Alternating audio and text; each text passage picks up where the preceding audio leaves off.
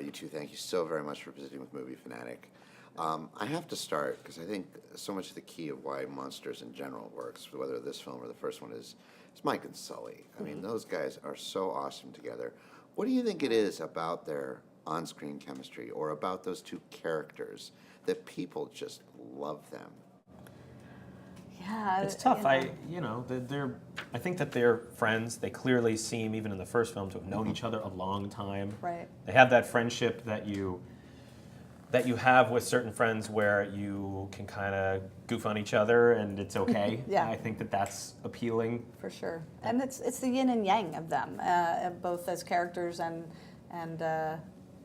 so it's totally fun. It works. They're very different than each other. And then John and Billy, I think, Yeah. really add then the next level. Exactly. Those guys have a real chemistry. They get along. They make each other laugh.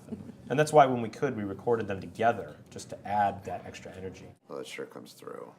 And the other thing I was curious is what it was, the appeal of going back in time to revisit this world rather than going forward, and kind of by going back, what that provided you creatively. Well, we knew we wanted to make a movie. We knew we wanted to make a movie that explored the relationship of Mike and Sulley more, and that's where the idea of going back came from. We thought, what better way to see that than to just watch them meet, which then led us down sort of the college path, which we just thought it would be really entertaining. But that was the real reason to go back, was to just really see, if these guys had known each other for a long time, let's see what that looks like. Right, and to see who they were back then, to also get to delve into who they were individually and how they became friends and what they kind of brought out of each other through the course of their relationship. So it was a minefield of goodness. Yeah. Well, what struck me too is that, in the Monsters, Inc. world, that's very clearly defined.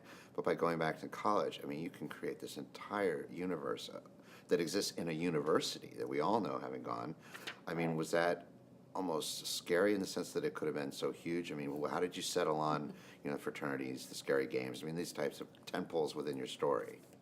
Well, we knew, yeah, you're right. Sometimes when you have such a wide open possibility, it can be too much. And that's where just focusing on the story really helped. And in particular, Mike's story. We knew he was the heart of the movie, and so we figured, as long as we were always focusing on that and adding the college on top of it, we were headed down the right path. And certainly adding the relationship between Mike and Sulley as well. And lastly, another great thing about this is the world expanded a bit by going back.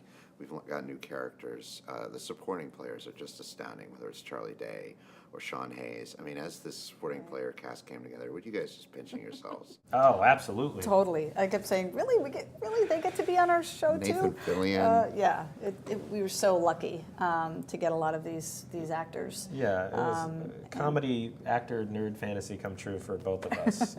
Totally. And they were all so sweet. It's obnoxious, but we kept saying, like, clearly that's the nicest person we're going to meet on this movie. And then we meet the next one and go, well, that's ridiculous. How could you be so nice?